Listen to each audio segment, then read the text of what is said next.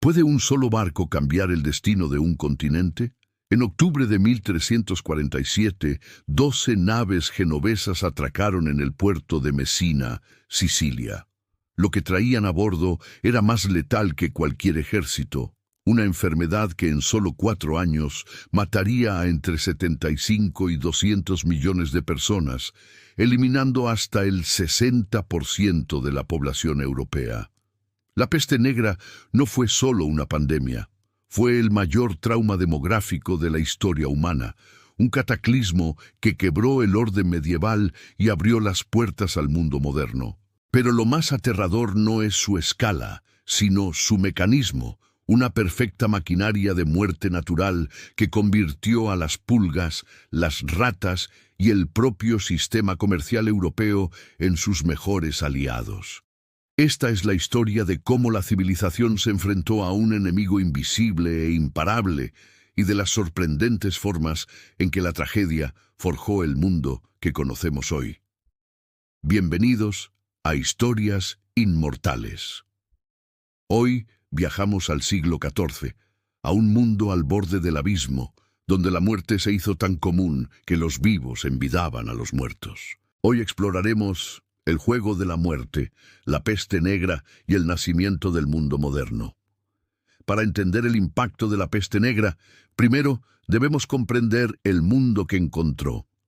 Europa en 1347 era una sociedad profundamente religiosa, supersticiosa y jerárquica. El feudalismo estructuraba la vida, los señores poseían la tierra, los siervos la trabajaban, y la Iglesia católica dominaba las conciencias. Las ciudades crecían hacinadas, sucias, perfectas para la propagación de enfermedades. El comercio se expandía por las rutas de la seda, conectando Europa con Asia. Fue precisamente esta red comercial la que se convertiría en el vector perfecto para la pandemia. La enfermedad causada por la bacteria Yersinia pestis llegó a Europa desde Asia Central. Los primeros registros detallados vienen de la colonia genovesa de Cafa, en Crimea, donde los mongoles sitiadores catapultaban cadáveres infectados por encima de las murallas, uno de los primeros ejemplos de guerra biológica de la historia. Los comerciantes genoveses huyeron de Cafa en sus barcos, sin saber que llevaban con ellos a un pasajero invisible y mortal. La propagación fue implacable. Siguiendo las rutas comerciales, la peste llegó a Constantinopla, luego a Mesina, y de allí saltó a Marsella, Venecia y Barcelona. Para 1348 había cruzado los Pirineos y los Alpes, llegando a Alemania e Inglaterra. Para 1349 alcanzaba Escandinavia y Rusia. La velocidad era aterradora. Algunas ciudades veían cómo la enfermedad las diezmaba en cuestión de semanas. Los síntomas eran horribles y distintivos. La peste bubónica, la forma más común, causaba inflamaciones dolorosas, llamadas bubones en inglés, axilas y cuello. Ganglios linfáticos infectados que podían alcanzar el tamaño de una naranja. La peste septicémica tornaba la piel negra por las hemorragias internas, de ahí el nombre peste negra, y mataba en horas. La peste neumónica, la más letal, atacaba los pulmones y se transmitía por el aire, matando en menos de 24 horas. En medio de este infierno, conozcamos a algunos de los personajes que lo vivieron. En Florencia, un joven comerciante de telas llamado Giovanni Boccaccio observaba el horror desde su villa en las afueras. Culto, irónico, amante del vino fino y la buena conversación, Boccaccio comenzaría a escribir El Decamerón, una colección de 100 historias que supuestamente se cuentan 10 jóvenes que huyen de la peste en Florencia. Su obra captura perfectamente el colapso de las normas sociales. La reverencia por las leyes, tanto divinas como humanas, casi había desaparecido. Escribiría: mientras tanto, en un monasterio benedictino en Inglaterra, el hermano Thomas, un monje copista de 40 años, intentaba mantener viva la fe mientras sus compañeros caían uno tras otro. Pasaba sus días iluminando manuscritos y cuidando de los enfermos, convencido de que la peste era un castigo divino. Su fe sería puesta a prueba como nunca antes. La respuesta médica fue, desde nuestra perspectiva, catastrófica. Los doctores, siguiendo la teoría de los humores de Galeno, practicaban sangrías y aplicaban sanguijuelas o emplastos de excrementos sobre los bubones. Usaban máscaras con picos llenos de hierbas aromáticas, los famosos médicos de la peste, creyendo que los malos olores transmitían la enfermedad. No entendían el papel de las ratas ni las pulgas, por lo que todas sus intervenciones eran inútiles o contraproducentes. El colapso social fue rápido y dramático. En algunas ciudades, hasta el 80% de la población murió. Los muertos se amontonaban en las calles. Tantos murieron que todos creían que era el fin del mundo, escribió el cronista Agnolo di Tura de Siena. Hubo escenas dantescas, padres abandonando a hijos enfermos, sacerdotes negándose a dar la extrema unción, ciudades enteras convertidas en cementerios. Y entonces, como siempre ocurre en las crisis, surgieron los chivos expiatorios. En una de las páginas más oscuras de la historia europea, las comunidades judías fueron acusadas de envenenar los pozos.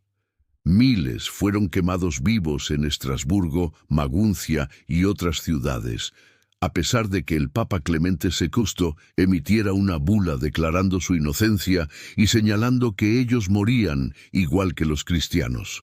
Pero aquí llegamos al giro inesperado, la revelación que cambia nuestra comprensión de esta catástrofe. La peste negra, en su horrible eficacia, creó las condiciones para el Renacimiento y el mundo moderno. La escasez masiva de mano de obra que siguió a la pandemia quebró el sistema feudal y empoderó a los campesinos supervivientes. Antes de la peste, los siervos estaban atados a la tierra y recibían salarios miserables. Después, con tantos muertos, los terratenientes tuvieron que competir por los trabajadores, ofreciendo salarios más altos y mejores condiciones. Esta movilidad social forzada creó una nueva clase media y estimuló la innovación tecnológica. ¿Por qué no inventar una máquina que haga el trabajo de 10 hombres si no hay hombres?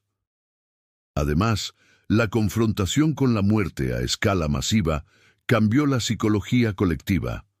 Si la vida era tan frágil, ¿valía la pena gastarla solo en prepararse para la otra vida? Este nuevo pragmatismo y interés por la existencia terrenal alimentaría el humanismo renacentista. La tragedia más grande de la historia medieval paradoxalmente creó las condiciones para superar la Edad Media. Para 1351, lo peor había pasado, pero la peste se convertiría en una presencia endémica en Europa, con brotes recurrentes durante siglos. El mundo que emergió de la pandemia era irreconocible. La tierra disponible per cápita se había multiplicado, mejorando la dieta de los supervivientes. El poder de la Iglesia se había debilitado. ¿Cómo confiar en una institución cuyos sacerdotes habían huido o muerto como todos los demás? El arte se volvió más oscuro, obsesionado con la muerte, como muestran las danzas de la muerte que decoraban las iglesias. El hermano Tomás sobrevivió al monasterio, pero perdió su fe. Abandonó los hábitos y se convirtió en copista secular, usando sus habilidades para transcribir obras clásicas en lugar de textos religiosos. Giovanni Boccaccio completó el Decamerón, una obra que celebraba la vida, el ingenio y la sensualidad en medio de la muerte, el perfecto símbolo del nuevo espíritu que nacía de las cenizas.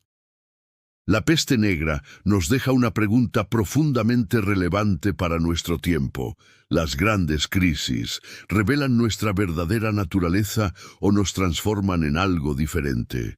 En nuestra era de pandemias globales y cambio climático, ¿estamos respondiendo como los medievales, buscando chivos expiatorios, aferrándonos a soluciones inútiles, o hemos aprendido a enfrentar las crisis colectivas con ciencia y solidaridad?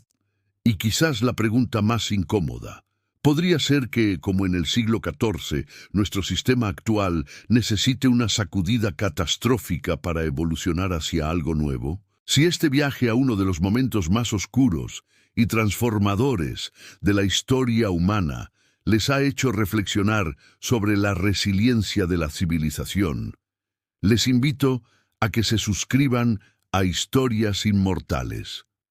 Activen la campanita para no perderse nuestros próximos análisis de los puntos de inflexión que han dado forma a nuestro mundo.